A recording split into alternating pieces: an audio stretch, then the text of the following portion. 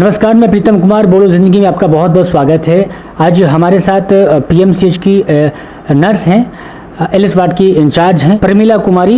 उनकी कुछ कहानी जो बेहद प्रेरणादायक है वो आपसे शेयर करेंगे। सबसे पहले प्रमिला जी, आपका बहुत बहुत स्वागत है हमारे बोलो ज़िंदगी में। नमस्कार। ऐसे तो ये एक नर्स को जो हम लोग आमतौर पर सिस्टर कहते हैं, यानी बहन का दर्जा देते हैं, मगर इनकी जो कहानी है वो बहन से ऊपर उठकर मतलब एक माँ बनकर हम लोगों के बीच रही। अपनी बहुत कठिन परिस्थिति में एक माँ जैसी जो है वो सबके लिए बीमारियों से लड़ी। और यहाँ तक कि जहाँ तक हमने सुना है कि जब कोविड का जो दौर था, जो काफ़ी विकराल था, उस दौर में आपको कोरोना भी हुआ। हाँ, पहला जो 20 में जो कोरोना आया था उस वक्त मेरी लड़की को हो गया था कोरोना। उसके बाद मरीज हम मेडिसिन का एलएस वार्ड का मैं इंचार्ज हूँ, तो यहाँ मरीज आ जाते थे जो कि जांच, जैसे पहला ट्रिप में जांच होकर के नहीं आते थे, ऐसे ही मरीज भर्ती हो जाते थे तो कोरोना निकल जाता था। तो उस ट्रिप में हम लोग खुद सभी सिस्टर इन्फेक्टेड हुए, उसमें हम भी इन्फेक्टेड हो गए। तो लगता है करीब 15-20 दिन के बाद हम ठीक हुए थे, लेकिन फिर भी हम अपनी हिम्मत को नहीं हारे। 14 दिन को तो प्रशासन के तरफ से मुझे रेस्ट लिखा गया था। तो मैं पीएमसीएच क्वार्टर में उस वक्त रहती थी 20 में।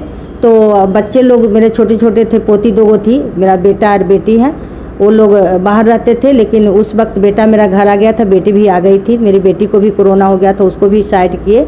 उसके बाद दोनों बच्चे को सबको अलग डेरा में भेज दिए और हम खुद क्वार्टर में रहे।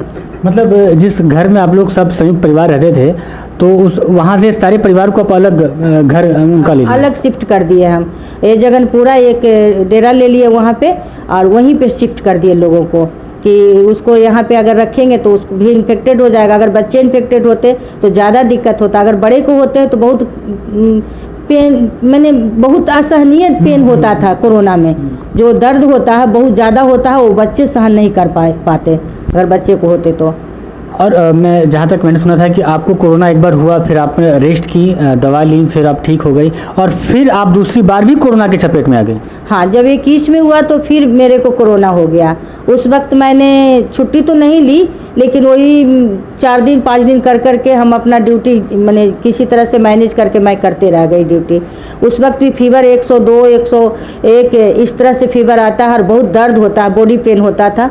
लेकिन मैंने हिम्मत कभी नहीं हारा और मरीजों का सेवा मैं करते रही, क्योंकि मेरा एक रिस्पॉन्सिबिलिटी भी है कि मरीज को किस तरह से रखना है, बेड शीट देना है, दवाई देना है, सारा मेरे ऊपर भार था।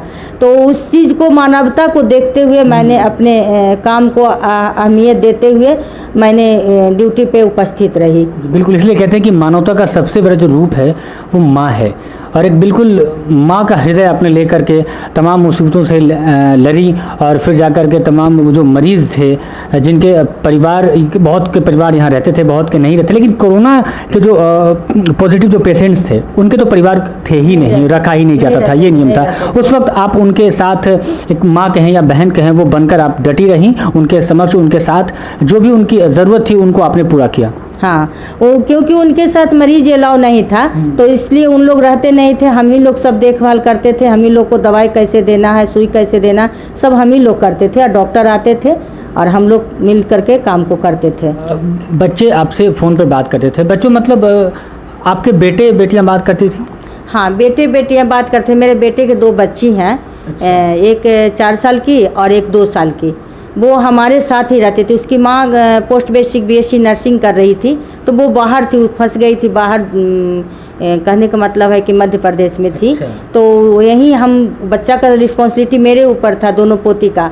तो दोनों पोती मेरे बिना रह नहीं सकती थी, तो वो मतलब बहुत याद करती थी। तो उसको हमारे हस्बैंड है सो या बेटा है सो फ़ोन पे मोबाइल के थ्रू उसको वीडियो कॉलिंग करके हमसे बात करवाते थे। उसको हम बोलते थे बेटा हम आ जाएंगे, बोलती थी दादी आ जाओ, तुम कहाँ हो?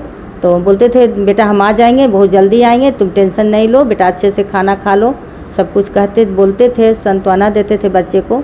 मतलब अस्पताल में मरीजों की जिम्मेवारी, फिर घर में अपने बेटों की जिम्मेवारी, उसके बाद फिर पोते और पोतियों की भी जिम्मेवारी। हाँ, पोते पोती की जिम्मेवारी लिए, बेटा बेटी का जिम्मेवारी लिए। मेरी बेटी को भी कोरोना हुआ था। अच्छा। तो उसको भी देखभाल अच्छा से किए। उसको तो उस वक्त, जिस वक्त कोरोना उसको हुआ, उस वक्त एनएमसीएच में ट्रीटमेंट होता था, तो उसको एनएमसीएच में भर्ती कराना पड़ा था हमको, लेकिन फिर भी हम हिम्मत को अपना नहीं हारे और अपने मानवता को देखते हुए मरीज हित में मैं काम अपना करती रही पूरे निष्ठापूर्वक। छोटी बच्चों को लेकर ज़्यादा हम सजग रहते थे उस वक्त, तो छोटी बच्चियाँ थी तो उनसे मिलना जुलना होता था या नहीं? नहीं, उनसे मिलना जुलना नहीं होता था। जब तक कोरोना चला तब तक उनको हम जगनपुरा में शिफ्ट किए थे डेरा लेकर के, और हम यहाँ अकेले रहते थे।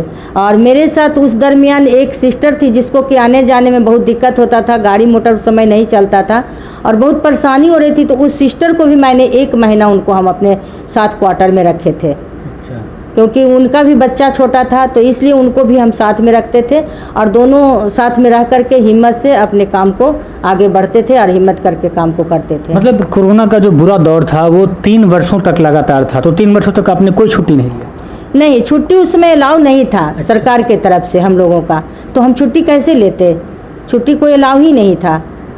3 साल तक बिना छुट्टी के आप मतलब जो भी मरीज थे उनके 2 साल तक जब तक कोरोना रहा, कोरोना काल में छुट्टी अलाउ नहीं था, क्योंकि जब हम लोग छुट्टी ले लेते तो फिर मरीज को कौन देखता, फिर सारे लोग छुट्टी ले लेते, इसलिए छुट्टी अलाउ नहीं था। इसलिए लेटर बजाते आ गया था सचिवालय से कि किसी भी स्वास्थ्य विभाग के जो कर्मचारी हैं, सिस्टर हों, डॉक्टर हों या जो भी कर्मचारी हों, उनको छुट्टी कैंसिल किया जाता है। तो हम लोग उसको फॉलो करते हैं। हम लोग सरकार के बात को तो उल्लंघन नहीं करेंगे, प्रशासन के बात को तो उल्लंघन नहीं करेंगे, क्योंकि हम लोग मरीज हित में काम करते हैं, उसी के लिए हम आए हैं, तो उस चीज़ को तो निभाना ही है, उस चीज़ को तो करना ही है था। वो बहुत कष्टदायक ज़िंदगी था एक तरह से। हम लोग इतना बड़े लाइफ में वैसा हम लोग बीमारी नहीं देखे थे जो बीमारी कोरोना काल में आया, और हम लोग बहुत हिम्मत से काम लिए। और अंदर से कभी मन कर रहा था कि ऐसा जॉब, ऐसा नौकरी हमें नहीं करना जो बच्चों से दूर कर दे? लगने से भी कुछ हो नहीं सकता, इसलिए कि पैसे की तो ज़रूरत होती है ना, तो पैसा और प्लस सेवा जो एक भावना है। हम लोग जब ट्रेनिंग में ही जाते हैं तो कैंडल लेके एक कसम खिलाया जाता है कि हम लोग मरीजों के हित में काम करेंगे और मरीजों के निष्ठापूर्वक हम उनका सेवा करेंगे। तो उस चीज़ को याद करके हम लोग मतलब उस शपथ को आपने परिपूर्ण निभाया? हाँ, उस शपथ को हमने परिपूर्ण रूप से निभाया और समय समय पर बात कर लेते थे। बस उसी से हम लोग आपस में जो हम लोग सिस्टर लोग रहते थे उनसे ही हम लोग अपना एंजॉय करते थे। ऐसे ही माँ को हम कहते हैं कि ये सिर्फ अपने बच्चों की माँ नहीं होती है, वो एक माँ के रूप में जो है ना तमाम जो कष्ट से झेल रहे हैं, जिनके साथ मुसीबतें हैं, उनके साथ खड़े रह करके माँ के कर्तव्य निभाती है। ऐसे माँ को बोल ज़िंदगी सैल्यूट करती है। बहुत बहुत शुक्रिया हमारे साथ बात करने के लिए।